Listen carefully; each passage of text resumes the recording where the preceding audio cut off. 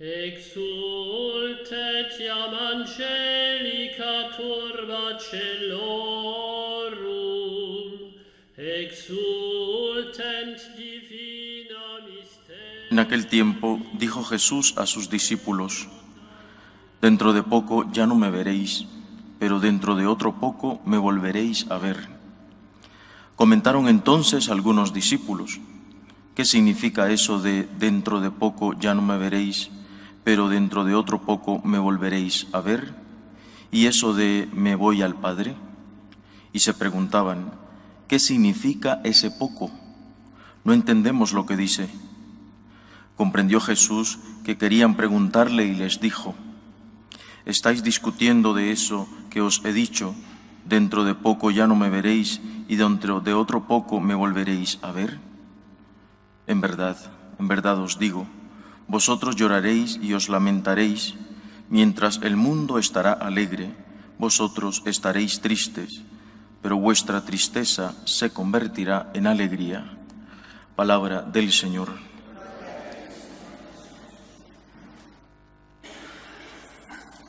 Los hombres tendemos a reaccionar ante un reto demostrando, si nos parece que no es verdad, lo que nos dicen, demostrando que es falso.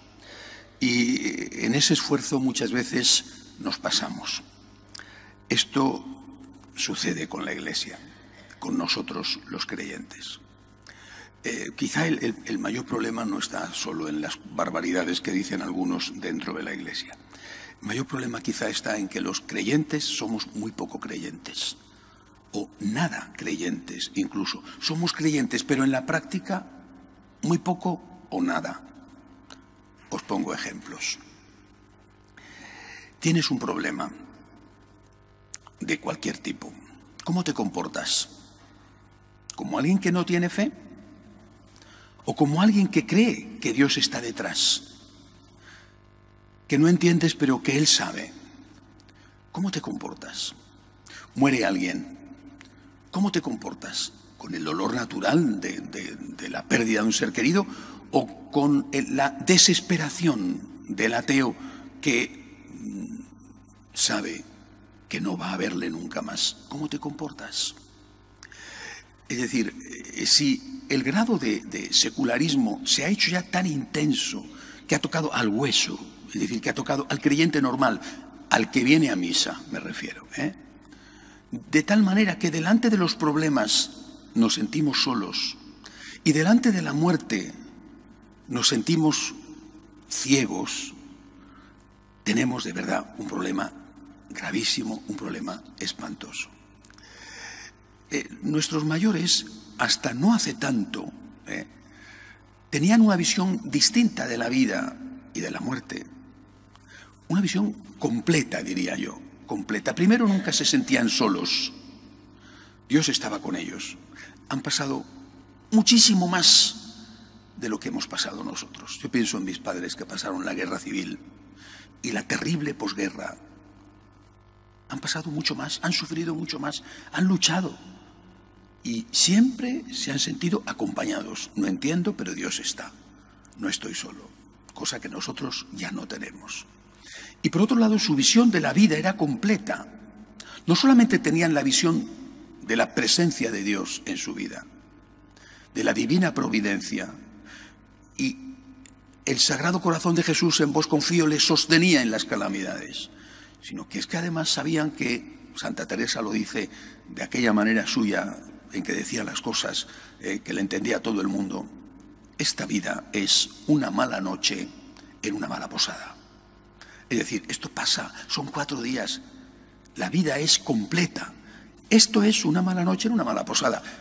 Lo que importa es la eternidad. Al final el que se salva sabe y el que no, no sabe nada. ¿De qué le sirve al hombre ganar el mundo entero si pierde su vida? Es decir, hemos perdido nosotros de vista lo que tenían muy claro nuestros mayores. La vida es una pequeña parte aquí, a veces diminuta, sinceramente, otras veces un poquito más larga. Y luego la eternidad, esta parte de la eternidad, hemos dejado de tenerla en cuenta, de verdad, ya no la tenemos en cuenta. Hemos dejado de ser creyentes. Y repito, los católicos practicantes, Hemos dejado de ser creyentes. Ni tenemos la presencia de Dios diciendo, Señor, yo no te entiendo, pero yo sé que tú estás, en ti me apoyo, en ti confío. Ni creemos en la vida eterna y por lo tanto no valoramos el sufrimiento de aquí pensando en la vida eterna y no valoramos la muerte como lo que es un tránsito. ¿Por qué os digo esto? Porque esto tiene una causa. Esto tiene una causa. Cuando Carlos Marx, al cual ahora algunos cardenales están haciendo tantos elogios, cuando Carlos Marx dice, entre otras muchas cosas terribles que dice, que la religión es el opio del pueblo, el instinto lleva a muchos de buena fe a demostrar que es falso. La religión no es el opio del pueblo, por supuesto que no es el opio del pueblo. Pero ¿qué es lo que se hace? Te vas a enterar. Para demostrarte que no es el opio del pueblo, vamos a hacer una religión que sirva para la acción social, que sirva para la liberación de los hombres, que sirva para el advenimiento de la justicia, del reino, como se dice. Bueno, vamos a hacer una iglesia en la cual se insista muchísimo en el compromiso, en la solidaridad, en el aquí. Bueno, como si antes no se hubiera hecho eso. Yo pienso en todos los santos fundadores que han estado trabajando por los pobres. Pero bueno, a partir del siglo XIX, siglo XX, sobre todo, la Iglesia se vuelca en lo social, porque hay que demostrar que es falso, que somos el opio del pueblo. Pensad que hasta 1989 el gran debate era con el marxismo, porque el futuro era marxista. Ahora algunos parece que quieren volver a eso. Yo alguna vez lo he comentado, yo he estudiado más marxismo que Biblia, porque todo se tenía que hacer en función del marxismo. Tenías que pensar en cómo evangelizar en un mundo marxista, porque el mundo iba a ser marxista. Esto es lo que se nos decía, que eso estaba al caer. Luego no ha caído, lo que ha caído ha sido el muro. Pero en ese momento todos los intelectuales eran marxistas. Raro era el que no se consideraba comunista y no se declaraba como tal. Luego fácilmente se cambiaron la chaqueta, porque son especialistas en eso. La Iglesia, no digo que se hace marxista, digo que pone el acento en la acción social y se olvida de la otra mitad.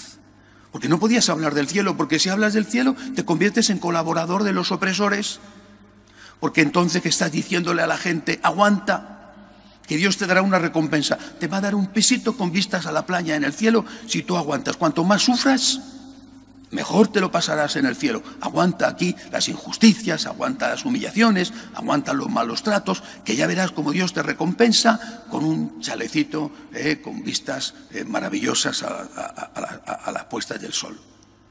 Jamás hemos dicho esto, pero esto llega a un momento en que se lo creen muchos dentro de la Iglesia y se olvidan de hablar del cielo. Se olvidan de hablar de esa realidad completa. Claro que tenemos que insistir, por supuesto, lo hemos hecho siempre, que la Iglesia no es el opio del pueblo, que tenemos que luchar por la justicia, por la paz, por ayudar a la gente que sufre. Pienso en San Francisco de Asís y no se me ocurre otro ejemplo mejor y desde luego no es el único. Pero sin olvidar el cielo, sin olvidar el cielo. Hay vida eterna, Dios está con nosotros. Esto es un paso que dura, repito, más o menos, pero es un paso.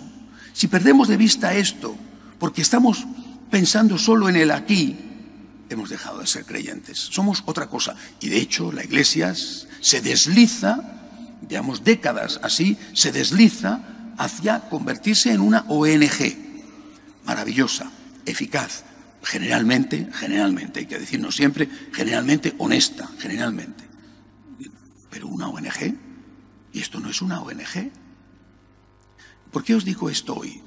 Porque nuestro Señor termina el fragmento del Evangelio que hemos escuchado, está hablando a los suyos, le está preparando para la despedida, ¿verdad? Estamos a punto de celebrar la ascensión del Señor a los cielos. Hoy, de hecho, jueves es cuando se celebra, al menos en Roma, todavía la ascensión. Nosotros la hemos pasado al domingo. Y Jesús está preparándoles para la despedida. Les está diciendo, no me vais a ver, vais a estar tristes. Pero termina diciendo, vosotros vais a estar tristes, el mundo alegre, pero vuestra tristeza se convertirá en alegría. El cielo, la vida eterna. Estás triste, tu tristeza se convertirá en alegría.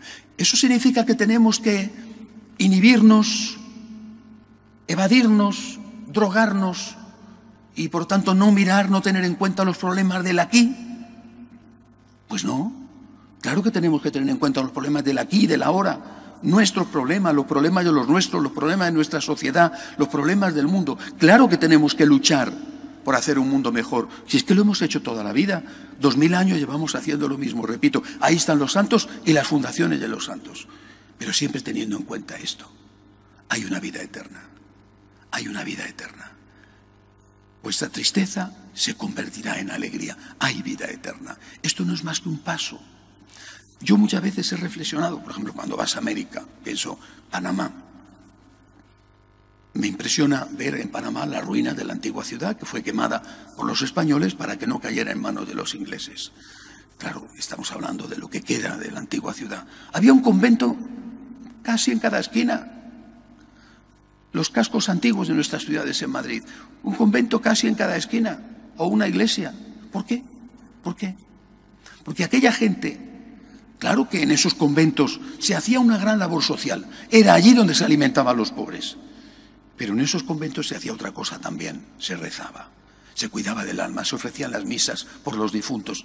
Se ayudaba a la persona a pensar en la vida eterna y a llevar una vida mejor aquí, más coherente con su fe, más honesta, más justa. Hemos perdido de vista la vida eterna y por lo tanto hemos dejado de tener fe. Esto es terrible. Creyentes sin fe, a esto hemos llegado, a esto nos han reducido. Nos metieron el trapo como a los toros y venga, embestimos al rojo y nos llevaron a donde ellos querían, a donde ellos buscaban. Nosotros tenemos que decir que creemos que la Iglesia y que nuestra fe es liberadora del aquí, pero que lo importante es que es liberadora del pecado para abrirnos paso al allí, a la vida eterna, que es la patria celestial con la que soñamos todos los días.